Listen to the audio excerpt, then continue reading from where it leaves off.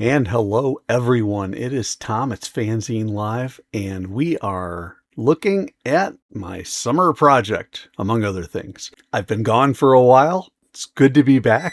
Hopefully, I'll be on a little more consistent basis. You may know, if you've followed this for any period of time here at FANzine Live, that this is the collected Cranium Frenzy by Steve Willis. This is really the cornerstone of the Phoenix Masters projects. These are all Steve's books, issues 1 through 40, starting 1981, going through 2024 of Cranium Frenzy. These 4 volumes collect those 40 issues. However, as we all know, Steve is not done, and he has put together 10 more issues of Cranium Frenzy. And so it was time, with issue 50 being published, to come up with a volume 5. Note that it says here, not for resale. This is a printer's proof. As I speak, I have a couple more tweaks to do with the folks over at Amazon in order to get it ready to print. First, you can tell the big difference aesthetically is that I had to come up with something different because in the past, we had 4 volumes. So 1, 2, 3, 4. You can see volume 1 was the Morty issue. Volume 2 was the Muki issue, the Bug issue, and the Cosmo the Bear issue. Had to come up with a different theme for those. Oh, and also you can see that if this was the Cosmo issue, we had Cosmo papers on the inside, that type of stuff. And then Cosmo in the back.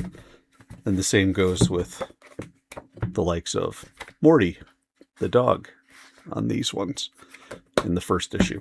So you can see I had to come up with something on that. We decided, Steve and I, that if we were going to do a 5th volume, the 4-panel grid obviously wouldn't work any longer. And so we had to come up with something different. We decided to instead take a representative cover from one of the issues inside each volume and put that on the cover. And then we were lucky enough to have Brad Foster, the man from Jabberwocky Comics. We've looked at some of his stuff in the past here at FANzine Live. He is a brilliant artist, and he is a longtime friend of Steve's.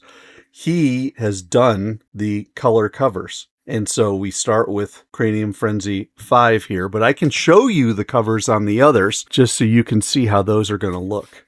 So there's 5, 4. Love how he did Cranium Frenzy, so crazy there. 3. So these are all covers from inside each of the books. We pulled one of them out and he redid them with color. I like how he kept largely flat colors and did just a little bit of toning here and there. Just enough. Brad is a brilliant graphic designer and has a terrific sense of what works and what doesn't. I mean, look at that. The dark background, the flaming character. I mean, talk about pitch perfect. And then the classic first edition. So yeah, very exciting. These will be available at the Amazon store. They're going to be $20 again. We've made minimal changes on the inside. The real big changes were, if you compare, on this one, we had the issue numbers, the dates, and the forward author. Note that we don't have that on this. So on this one, I put the forward and then Brad's information in as well. On this one, you can see I didn't. Then also, there's a little bit of stuff. I made some small changes here on the small print page, but then also the only other change I made was in the back where I have the collected Cranium Frenzy. I put volume 5 on so you can see right there, volume 5. So that's the only real difference. The cover is different. The back cover actually is the same content, just we removed the color. And then the other nice thing about these is that if you only get number 5, you will see, now please don't pay attention to the difference in sizes. This is part of the printer's proof issue. They're all going to be, if I have it right, they're all going to be the same size again. So we're going to have the 1 through 5 again. So you could theoretically put issue 5, volume 5 on your bookshelf and it would look pretty good. So let's look inside. And this is where it gets fun. We went with the big G as our theme for this issue. Gary Usher, who has written a couple reviews at Canon and at Broken Frontier. He wrote a very nice foreword, and we're very appreciative of that. Steve dedicated it to all his readers. So there's Gary's foreword. And then we get into the book itself. A couple interesting things on this. Notice that you've got this tongue here. You've got your big G end pages. I'll jump ahead to the end. Now this didn't go as I had hoped, which again is why you do a printer proof. So this is the front cover. And this is the back cover. And what I'm going to do, I had to fix this page. We have the full cover spread. So after the issue is done, if I have a wraparound cover like this, I'm going to do it all the way through. And that'll look pretty sharp. We get into Steve's work in, really, it's 2025 and 2026. And these are his more modern takes, his more modern cartooning. Another challenge was dealing with the pencils that he had here, and then his ink work here. Actually, I had to do it in a couple different layers and patch stuff together, and that was a little heavier. It was an easier book to edit and paste up because he had much better photocopiers than he has in the past. So the fresher the photocopiers. Issue 42. And this was his jukebox prerequisites. He actually, if I understand correctly, did this for the collected Cranium Frenzy reader because I asked him for something that we could just introduce the different aspects of Cranium Frenzy. So he decided just to throw it into a Cranium Frenzy issue. So all of his different characters, all of his different things, oddballs who want to fit in but can't. Kind of fun. More things in heaven and earth. And it's just the same wonderful, surreal cartooning that we have had.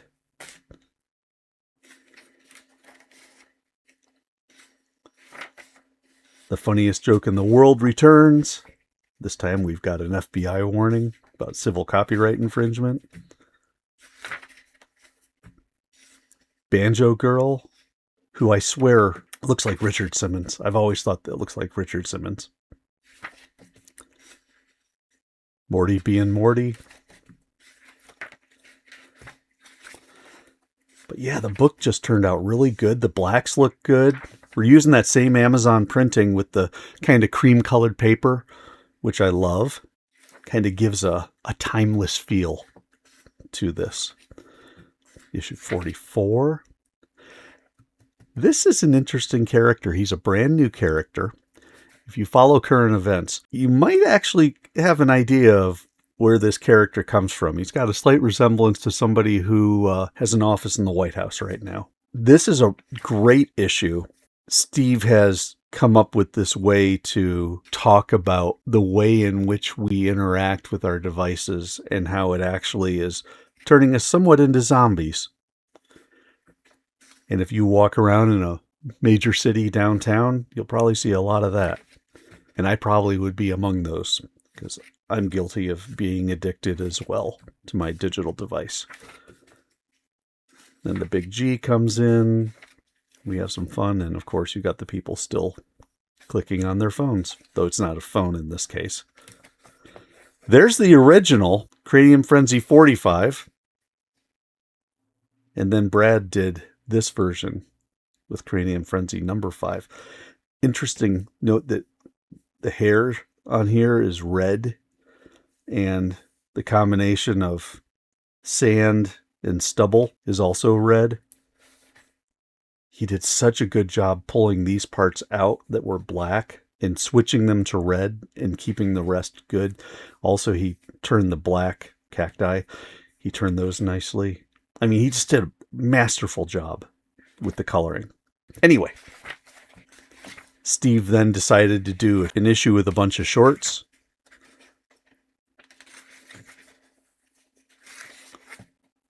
Some really good ones in there.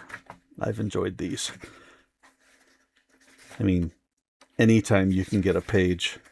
What did I see there? The Fabulous World of Discarded Portable Dental Floss. Gotta love it. Okay, issue 46. Another wraparound cover.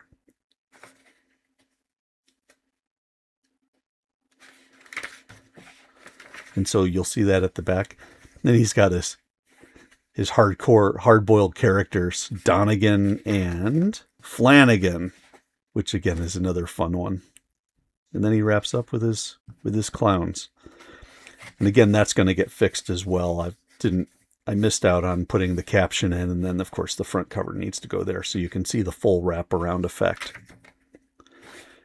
Issue 47, Peter Lorre. A 7/8 true story. Morty the hot dog. So he's got a nice mix of longer form stories and short form stuff as well. And then, of course, you just kind of got these observations, polecats. Different types of polecats. Cute. 48. Nursery rhymes and kind of investigating what the nursery rhymes really were about from a Morty perspective. A great discussion there. 49. We're well into 2026 here now. Another fun issue.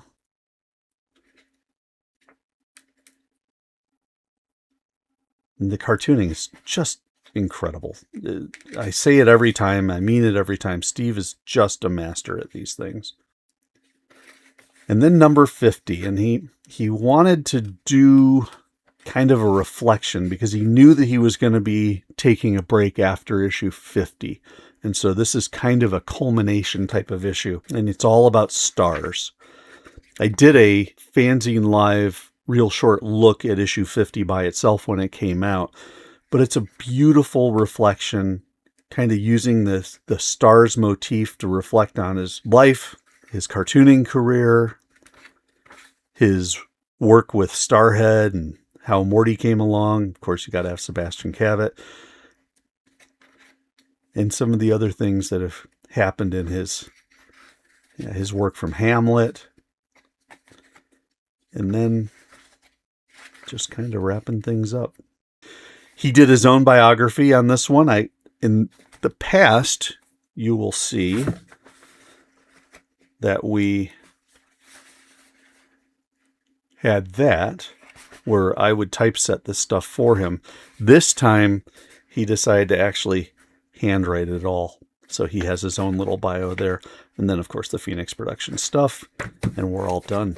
So that is volume 5. We are done now with Cranium Frenzy for the time being. You know that Steve is working on a new project, an interim project. He might come back to Cranium Frenzy. He might not. But right now it's called Lie to Us. Last I heard, he is at 100 pages in this book that he is doing. He thinks it's going to go much longer. He thinks that it probably will take him into 2028, and hopefully we'll get to see what it looks like. After he makes his masters of his pages, he chops them up. He takes little pieces of the original artwork and sends them out as Morty comics as well to his mailing list. I've got a pile of his Lie to Us pieces.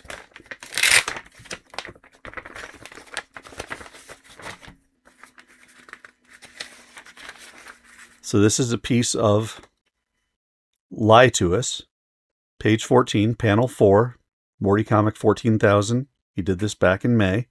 So that's an original piece of Steve Willis art from Lie to Us. So I'm only getting bits and pieces. I've got a few. He sends me a lot of mail, but I don't know what this thing is about. It's really going to be an interesting and fun piece when it's done. But in the interim, what you have is the Collected Cranium Frenzy and the Tragedy of Morty, Prince of Denmark. So you can pick those up at Amazon. And we will wait for Lie to Us, but you can get this right now. That's all I've got for you, folks. This is Tom. This is FANzine Live, Phoenix Spotlight, focusing on one of the great Phoenix Masters, Steve Willis, Collected Cranium Frenzy, Volume 5. Really excited to share it with you. Hope you take a look. Hope you enjoy. So don't forget, like the video, subscribe to FANzine Live, tell your friends because Collected Cranium Frenzy. Thank you for watching. Thank you for supporting Steve. Thank you for supporting Phoenix Productions. It means more than you know. And I will catch you next time. I haven't seen my underpants in weeks. No, I haven't seen my underpants in weeks. Oh, I haven't seen my underpants. I haven't seen my underpants. I haven't seen my underpants in weeks. Yahoo!